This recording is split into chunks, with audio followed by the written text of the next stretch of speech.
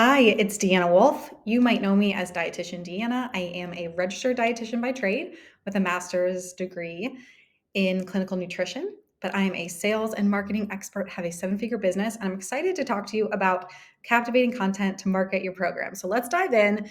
Again, you might know me as Dietitian Deanna, but outside of that, I'm a mom to Harper, a croissant connoisseur. I send me all your recommendations for croissants. I am a host of a super fun podcast where I talk to other health professionals and really get down nitty gritty of how to build your business. And you can see that's Deets with Deanna. I'm a national speaker. I like to hang out at the Food Nutrition Conference in Expo Fancy. I'm an eating disorder activist and a business coach and mentor to over hundreds and hundreds of women and men. I've now built 3 programs, and you might be wondering, like, why? Why am I here? Why should I learn from Deanna? And again, outside of social media, I've now built 3 programs that have each sold over $1 million in revenue. I'm really proud of that. So that's why you're here, to learn from me, to learn about how to create successful marketing in order to sell your offer. And I want you to first do some work. My first question is, what holds you back from feeling confident in marketing yourself and your program? What are the things that hold you back? We'll be happy to pause here and let you reflect on that. What I normally hear, I know I'm just going to dive in because you're listening to this back and maybe you can pause that. I have had things that have held me back. And I know a lot of women that I work with, number one, deal with fear of judgment from your friends, from your neighbors, or your mom who doesn't get it. Are you afraid of your ex from high school will laugh if you fail and if you put yourself out there? Lack of confidence. You probably didn't learn marketing in school. You went to school to be a health professional. You went to school to learn science. You probably didn't go to school to learn sales or marketing. So you're probably not sure how to price, how to create, how to differentiate yourself, how to deliver your offer successfully. And then you probably feel like you have to wait to start until you talk about your offer, until it's perfectly built out. You feel like you have to wait to start to market your offer until you finish school, until you're a dietitian, until you plan a wedding, until you get married, until you have a new job, until you have a certification, until you do more research.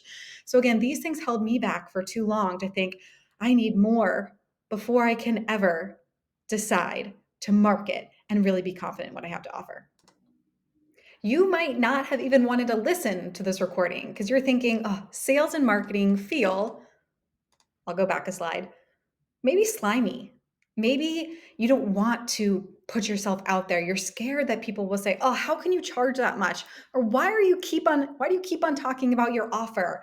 I hear time and time again, women aren't confident in what they're showing up and selling. But I want to go to this quote that I really love. If you're afraid to sell, if you're afraid to market your offer because of how it looks, you're making it about you. There are people, especially as a health professional, who need you to get over yourself and help them. Their transaction isn't about money, it's about their transformation. Start to think about then and watch everything change. So start to think about the people that need to be marketed to in order to change. Even I want you to just think about the Barbie movie right now. Recently, the Barbie movie came out and it was such a huge deal. You know why? Their marketing budget was insane, right? Millions and billions of dollars to market successfully to basically America, right? To everyone here or internationally even. And what differentiated that was they were really specific with their branding. They had their main brand color and they had been around for years and years and years, right? So you knew that color, you knew that brand. They did a lot of collaborations. I saw it on Bravo. I saw it on a million different channels. A million different celebrities were talking about this and they paid for that. As well as they even had in-person events. So taking some of that Barbie marketing that they did to show up and clearly is what we're going to talk about a little bit today. But I think the number one thing you want to come back to is that sales and marketing doesn't have to feel slimy or pushy or that you're tricking or swindling people. You don't need to be an expert. But the reality about marketing your program and why I feel really confident in continuing to market time and time again, because people need to see that 7 to 20 times, is that you're helping people. You want to help people save time, money, tears. You want to be, instead of thinking of sales as gross, think about yourself as a sales girl, right? Like replace hot girl walk with a sales girl mentality. You can be a sales girl, and we love that here, okay? Be authentic, and something everyone can do. You can learn how to market successfully with the tips we're going to learn today. So, again, these 3 key marketing tactics are going to help you gain confidence, clarity, and as well as impact and income. I want you to think about your content creation process now and how you feel about marketing your offer. If you feel like it's really time consuming, you can never come up with new ideas, and you feel like you're talking about something, but nobody's really resonating, you're probably not clear enough on who you're helping. And you can learn all the tricks of the trade to know how to create better content, to know how to go viral on Instagram. But if you aren't niched and clear on who your niche is helping and what their pains are, you will never help somebody get to their end destination or picture themselves at that end destination. You will always stay in this kind of speaking to everybody, talking into a void place where it's really hard for anybody to actually pay attention and want to buy from you. So, if you want to create clear content, you have to have a really, really clear niche. And it's still the number one thing, no matter if people come in to work with me in my academy with nothing started or having hit 20K months in their business, they're aiming for 50 or 100K months. Still, the number one thing clients need most when coming in is niching more clearly. And what I'm talking about with niching specifically, I'm going to talk about a niche and a sub niche. Most women are missing that sub niche to make them really clear in their niched area of the population. The other piece to this, there are 3 main things you want to remember. And let me take, for example, these are profitable niches, if you can see on my screen. Conditions is number 1. So let's say you want to help people with PCOS. The number 1 question I always get is, do I have to have PCOS? Or if I want to help those with eating disorders, do I need to have that? Or diabetes or any condition, you do not need to have it. I have a lot of women in my program who have grown an audience of over 50,000, who have multiple 6-figure businesses and have never had diabetes, but are helping people with diabetes. Okay. So let's say you're focused on PCOS. There are 3 things I want you to remember with your niche. You need to have clear pains, clear, very painful, severe pains that make someone stay up at night, right? Nobody is buying a sweater. Nobody wants to be marketed to a sweater in general, right? You want to be marketed to, are you cold? Are you dealing with, I don't know, windburn because you don't have a sweater, right? Those are the questions I would want you to ask instead of say, you need a sweater. Nobody's just buying a sweater. They need it because they have a certain pain, right? They're cold or they need a new sweater in their closet, right? If they're actually buying something that's expensive enough, like your program that you've built out in Practice Better. Again, so what you need at first is pains. In the middle here is your transformation, right? And at the end, you want an clear end destination for clients to be able to get to. So you need severe pains that make people want to buy into your offer. You need a clear transformation and an end destination. If none of those are clear, you need potentially mentorship or support in order to get there. But what I want you to think of first is my niche profitable enough? Is it clear enough so that when I'm creating content and marketing my offer, people feel that, right? So instead of just, oh, wow, you can eat healthier or lose some weight, what if instead you were saying, do you always go to bed or wake up with zero to and low energy? And you want to instead wake up with clear energy instead of, oh, are you dealing with weight gain? What if instead it was such clear pains from PCOS, acne, digestion issues, struggling with fertility and getting pregnant, right? Those pains are so much more clear instead of just eating healthier and learning how to, eat plant-based. It just needs to be really specific on what their pains are. If they're eating plant-based, but they know they're not hitting enough protein because they're trying to lose weight or they're trying to gain muscle. That's more clear instead of just overall intuitive eating. You have to be really clear on what the pains are. So profitable niches we've seen are conditions, right? PCOS, diabetes, mental health, such as ADHD nutrition, anxiety around nutrition, which may be tied back to disordered eating, life cycle, prenatal, postpartum, pregnancy nutrition, different times of your life. Maybe you're dealing with perimenopause, weight loss over 40, specific athletic times of your life. Again, food freedom might be a niche you're in, but specifically, is there a sub niche under that? Instead of just food freedom, is it food freedom and binge eating? Are you dealing with binge eaters? Are you dealing with more body image? Are you dealing with intuitive eating and you're more focused on nutrition by addition? So there's lots inside of food freedom that you can get more clear on the pains. Is it a mom dealing with food freedom? And that's more specific to who you're talking to rather than somebody right out of college.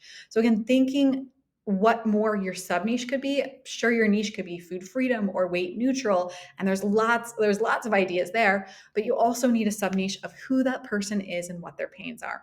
Chronic disease such as diabetes, weight loss metabolism, gut issues such as IBS, IBSD, really helping somebody alone with poop can be really helpful. So dealing with any type of gut or hormone issues is something we work with a lot as well. So being really clear on that will help make your marketing and content creation a million times easier. So I have to start with that being my number one tip. Instead of making a program for everyone, make a program for women who desire food freedom and need to gain their period back. So instead of making a program for everyone, nobody will buy.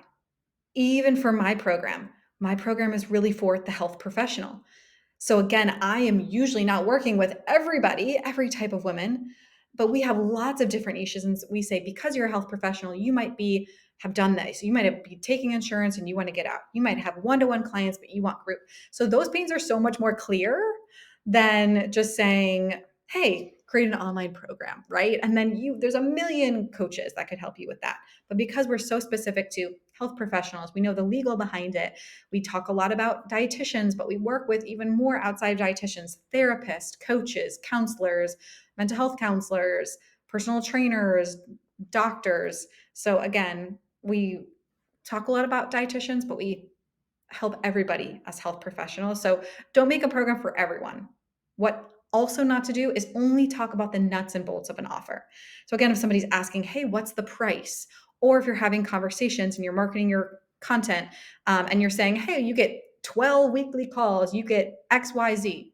I want you to reverse that and instead say, this program is for you if you struggle eating breakfast in the morning. If you've always pooped every other day and you want to poop daily, right? Again, that's an example, but instead of talking about the nuts and bolts of the offer, what's included, you want to be talking about who this is for, what the transformation will provide, what they will save, time, energy, exhaustion going from doctor to doctor. That is much more important than the nuts and bolts. People really don't buy things because they get a weekly call from you. If they're going to get that end transformation, it doesn't matter how they get there. And that's the most important part of marketing, is that it doesn't matter how many one-to-one calls or group calls or check-ins. It's more about where they will get to at the end of the day. And instead of vague results and testimonials, I want to be really specific and make sure you're capturing very successful testimonials and success stories, which is something I work really closely with my clients on. So instead of just saying, oh my gosh, Megan just helped me so much, I feel so much better. Ask them, what was life like before this program? What was coming up with your PCOS? What were you dealing with every day? And what happens now every day? What's the difference? And that's what you want to be talking about as your results and testimonials. Another key marketing tactic to create better content in order to differentiate yourself and have people want to buy your offer as a health professional is really be bold and create a villain. And these are two things we're seeing time and time again. As somebody who loves looking at insights on Instagram, I feel like I'm not helping people grow on Instagram, but I would call myself an Instagram expert on content creation. Creating a villain around your content and being bold is the number one thing I want you to ask yourself when you're posting. Okay. So stop regurgitating what everyone else is saying. If everyone else is talking about cutting carbs with, a pizza knife instead of cutting carbs by talking about, carb cutting, don't say that, right? Be bold. Talk about what the other coach thinks is important, right? Even for me as a business coach, a lot of people will come to me and say, I want passive income, passive income, passive income. Recently done a whole campaign with talking reels and podcasts and blog posts and stories on why I didn't start with passive income and why I'm happy about that. So even though others are promising that, I don't believe that is the way to success, because I see time and time again people come into my program with passive income or courses that don't sell, and they're still burnt out because they're not marketing it clearly. It doesn't have a clear niche or pains for how they help somebody. It doesn't provide clear outcomes. It doesn't have success rate. So many things are tied into that. So if I were to regurgitate what everyone else is saying in the space of I want passive income, again, the people who I lose aren't my people. And I strongly believe that. And if you can walk away with that today as well, to say the people who walk away from my page were never going to buy from me anyway, then you can be bold. You can say, hey, Susie's talking about seed oils. And I believe that or I don't believe that. Okay. So the more you can negate what somebody else is saying, be bold. All right. I want you to be bold. If it's not making you kind of like fearful about putting it out there, because you know you will have people on other sides, get some mindset work, grow some confidence, and be bold and talk about something that other people aren't, or other people are saying a different way on the different side of, and you explain, hey, I actually think that that's wrong and this is why I believe that. Also creating a villain, right? Just like with my food freedom program, creating a villain around almond moms, creating a villain around diet culture. A lot of my gut health professionals will create a villain around doctors who say your labs are normal. Create a villain that somebody can hop on. That's a huge marketing tactic that I know tons of business coaches are using, is creating a villain so that more people can hop on and understand what you're saying and say, hey, especially for my dietetic interns, right? The villain there is you are going through school for 6 years. You have a unpaid internship, which was the most stressful year of your life. And then you come out and the average pay is $56,000. So again, be bold, create a villain. And that villain for me is that dietetic internship, to say that sucked. And so many people will hop on board and say, wow, thank you for sharing the pains that you dealt with too. I also feel like that's unfair. How can I do something that actually makes an impact instead of just sitting in a job I hate, right? And just sitting back. Create a villain that makes people hop on board what you're saying, and be bold. If somebody's saying something, reverse engineer it and say why you don't believe that, okay? And create content around that. Again, I'm not giving you like how to create a reel or anything, because I think reels in general can be successful no matter what they look like if they're bold enough, if it's some type of new thought, as well as, well, here, I do want you to walk away with some new hook ideas. These will help you be more bold.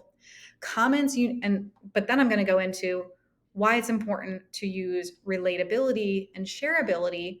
Again, it's not important to go viral, but being able to get free shares and saves is huge when you're marketing your offers and putting yourself out there on social media. So new hook ideas to be more bold and to create a villain are: one, and write these, take a screenshot of these comments you need to start making about comments you need to stop making about diabetes, right? And that would be specific. And maybe you have a 7-second video of you pouring your coffee in the morning, you put that prompt on the screen, and then you populate the rest of them one by one. And it actually shows if you do it one by one and people have to watch the full thing, it actually is better view time and you're able to get a higher reach as well. So again, comments you need to stop making about diabetes, and maybe some of your options are that I have to cut out all carbs, I can't eat bananas, right? So things that are controversial that maybe other people are saying, or I have to watch my carbs, or, I need to lose weight, something that sets yourself apart there. Because then people will say, oh, well, I've always said that, right? These are very helpful for you to create that controversy and boldness and villain.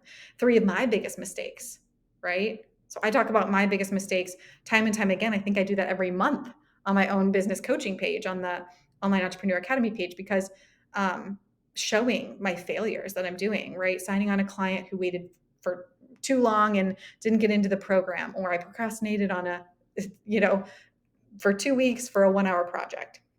So being really transparent about your biggest mistakes as a dietitian or a doctor or a health professional. 3 things that are keeping you stuck, maybe on your PCOS journey or on your intuitive eating journey. Everything you knew about blank is wrong, and saying what's right about it. Red flags to look for. So again, others in your niche, let's say food freedom coaches, are, what are red flags to look out for, and what do you do differently? Here are 3 signs that you should X. Don't you think telling clients doing X is unhealthy, right? Maybe that's eating pizza, or maybe that's checking their blood sugar, or maybe that's, getting a Dutch test, or a gut health test. My X condition isn't that bad. This one, time and time again, will show a client, hey, it is bad. If you're able to say, oh my gosh, I'm so bloated, I can't even go out to dinner, showing people that it is that bad can help translate to sales. Create a real comeback to a rude comment. If somebody said anything rude, the number one thing I will have every one of my entrepreneurs do is create a comeback to it and stand in your confidence and say, I said that because of X and I still believe in that. Instead of saying, oh, I was wrong, I'm sorry. Again, every health professional is probably thinking, oh, everyone's going to out me. I'm going to get my license revoked. But the more you can create a real comeback, people can then feel like they're supporting you and be on your team as well too, and they're more likely to buy your program from you. 3 things I don't care about as a dietitian, and this one I use time and time again as well. So the last marketing tactic, again, we went through be bold, create a villain in order for you to be the hero that people want to learn from. Number 1 was know who you're targeting. So if you probably need to do a little bit more clear niche work, sub-niche work, in order to, because if your content creation process is taking you hours and hours, again, mine takes me 30 minutes and I record 3 a day. So again, if it's taking you longer than that, maybe you need to rethink your niche in order to market successfully and have people actually buy the offer because they know what pains they're dealing with. And then our third one is use relatability and shareability. Again, as you're starting to think about marketing your offer, the best things you can do, post something more people within your niche want to reshare. Let's say you're a body image therapist and you're talking about the different therapy modalities you're going to use. Other therapists may also reshare that to their page because it's inspiring for their potential clients to see it. Post something more people within your niche want to reshare. Let's say you're a dietitian and you want to say, hey, this is why to work with a diet. This is why you'd work with a dietitian instead of a nutritionist, right? Something other people within your niche want to reshare. So make it relatable, make it shareable for others. So if you're thinking, oh, I do need to have a niche and have it be so like nitty gritty pains, some of that is important to sell to your audience.